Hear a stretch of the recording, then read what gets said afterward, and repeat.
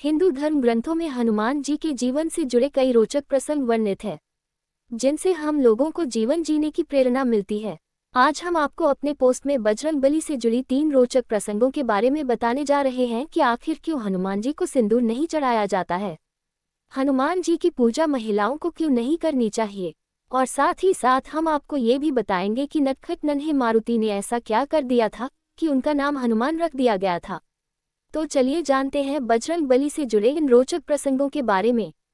1. हनुमान जी को सिंदूर क्यों चढ़ाया जाता है। हिंदू शास्त्रों में इस प्रसंग की जानकारी दी गई है कि जब लंकापति रावण को मारकर भगवान राम जी माता सीता जी को लेकर अयोध्या आए थे, तब हनुमान जी ने भी भगवान राम और माता सीता के साथ अयोध्या आने की जिद की थी। भगवान राम ने अपने प्रिय भक्त हनुमान जी को बहुत समझाया पर वह नहीं माने, क्योंकि बजरंगबली अपने जीवन को प्रभु श्री राम की सेवा करने में बिताना चाहते थे। श्री हनुमान जी दिन रात यही प्रयास करते रहते थे कि कैसे अपने आराध्य प्रभु श्री राम को खुश रखा जाए। एक बार बजरंगबली ने माता सीता को मांग में सिंदूर भरते हुए देखा, तो यह माता सीता से इसका कारण पूछा कि माता, आप अपने मांग में सिंदूर क्यों लगा रही हैं। माता सीता ने हनुमान जी को उत्तर दिया कि वो प्रभु श्री राम को प्रसन्न करने के लिए सिंदूर लगाती हैं। श्री हनुमान जी को अपने आराध्य प्रभु श्री राम को प्रसन्न करने का ये युक्ति बहुत ही अच्छी लगी। उन्होंने सिंदूर का एक बड़ा बक्सा लिया और स्वयं के ऊपर उसे उड़ेल दिया और अपने आराध्य भगवान श्री राम के सामने पहुंच गए।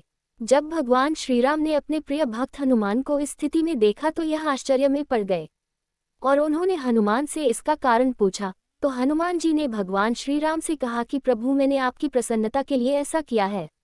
सिंदूर लगाने के कारण ही आप माता सीता से बहुत प्रसन्न रहते हैं। अब आप भी मुझ पर उतना ही प्रसन्न रहिएगा। भगवान श्री राम को अपने भोले भाले भक्त हनुमान जी की युक्ति पर बहुत हंसी आई और भगवान श्री राम के हृदय में अपने भक्त हनुमान जी जगह और गहरी हो गई।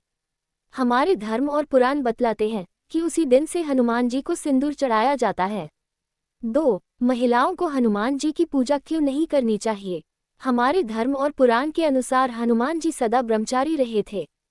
कुछ शास्त्रों में हनुमान जी की शादी होने का वर्णन भी मिलता है, लेकिन हनुमान जी ने यह शादी वैवाहिक सुख प्राप्त करने की इच्छा से नहीं की थी, बल्कि उन 4 प्रमुख विद्याओं की प्राप्ति हेतु किया था, जिन विद्याओं का ज्ञान केवल एक विवाहित को ही दिया जा सकता था। दोस्तों, इस कथा के अनुसार हनुमान जी ने अपना गुरु सूर्य देवता को बनाया था। सूर्य देवता ने अपने शिष्य हनुमान जी को 5 विद्या सिखा दी, लेकिन बाकी बची 4 विद्याओं का ज्ञान सिखाने से पहले सूर्य देवता ने अपने शिष्य हनुमान जी को शादी कर लेने के लिए कहा, क्योंकि इन 4 विद्याओं का ज्ञान केवल एक विवाहित को ही दिया जा सकता था। हनुमान जी अपने गुरु सूर्य देवता की आज्ञा मानकर विवाह करने के लिए तैयार हो गए। तब समस्या उत्पन्न हुई कि हनुमान जी से विवाह के लिए किस कन्या का चयन किया जाए। तब सूर्य देव ने अपनी परम तेजस्वी पुत्री सुवर्चला से अपने शिष्य हनुमान जी को शादी करने के लिए कहा। हनुमान जी तैयार हो गए। हनुमान जी और सुवर्चला की शादी हो गई। सूर्य देवता की बेटी और हनुमान जी की पत्नी देवी सुवर्चला परम तपस्वी थी। विवाह होने के बाद ही सुवर्चला तपस्या में मग्न हो गई और उधर हनुमान जी अपने गुरु सूर्य देवता से अपनी बाकी बची 4 विद्याओं का ज्ञान को हासिल करने में लग गए। इस प्रकार श्री हनुमान जी विवाहित होने के बाद भी उनका ब्रह्मचर्य व्रत नहीं टूटा। पुराणों के अनुसार श्री हनुमान जी ने प्रत्येक स्त्री को मां के समान दर्जा दिया है। यही कारण है कि किसी भी स्त्री को श्री हनुमान जी अपने सामने प्रणाम करते हुए नहीं देख सकते, बल्कि वह खुद स्त्री शक्ति को नमन करते हैं। यदि महिलाएं चाहे तो हनुमान जी की सेवा में दीपक अर्पित कर सकती हैं, हनुमान जी की स्तुति कर सकती हैं, हनुमान जी को प्रसाद अर्पित कर सकती हैं। लेकिन शास्त्रों के अनुसार श्री हनुमान जी की 16 उपचार, जिनमें मुख्य है स्नान, वस्त्र, चोला चढ़ाना आते हैं, ये सब सेवाएं किसी महिला के द्वारा किया जाना श्री हनुमान जी स्वीकार नहीं करते। इसीलिए महिलाओं को हनुमान जी की पूजा नहीं करनी चाहिए। 3. कैसे बाल मारुति का नाम हनुमान रख दिया गया। दोस्तों, श्री हनुमान जी की माता अंजनी और केसरी के पुत्र थे। कथा के अनुसार अंजनी और केसरी को विवाह के बहुत समय बाद तक संतान की प्राप्ति नहीं हुई थी। तब दोनों पति पत्नी ने मिलकर पवन देव की तपस्या की थी। पवन देव जी के आशीर्वाद से श्री हनुमान जी का जन्म हुआ था। हनुमान जी बचपन से ही बहुत अधिक ताकतवर, नटखट और विशाल शरीर वाले थे। हनुमान जी के बचपन का नाम मारुति था।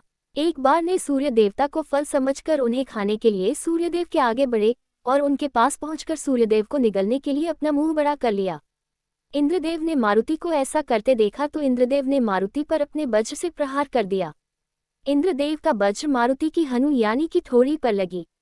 इंद्रदेव का वज्र नन्हे मारुति को लगते ही मारुति बेहोश हो गए। ये देख उनके पालक पिता पवनदेव को बहुत ही गुस्सा आ गया। पवनदेव अपने पुत्र मारुति की हालत देखकर इतने गुस्से में आ गए कि उन्होंने सारे संसार में पवन का बहना रोक दिया। प्राण वायु के बिना सारे पृथ्वीलोक के वासी त्राही त्राही करने लगे। ये सब देखकर इंद्रदेव ने पवनदेव को तुरंत मनाया और मारुति को पहले जैसा कर दिया। सभी देवताओं ने नन्हे मारुति को बहुत सारी शक्तियां प्रदान की। सूर्य देव के तेज अंश प्रदान करने के कारण ही श्री हनुमान जी का बुद्धि संपन्न हुआ। इंद्रदेव का वज्र मारुति के हनु पर लगा था, जिसके कारण ही नन्हे मारुति का नाम हनुमान हुआ।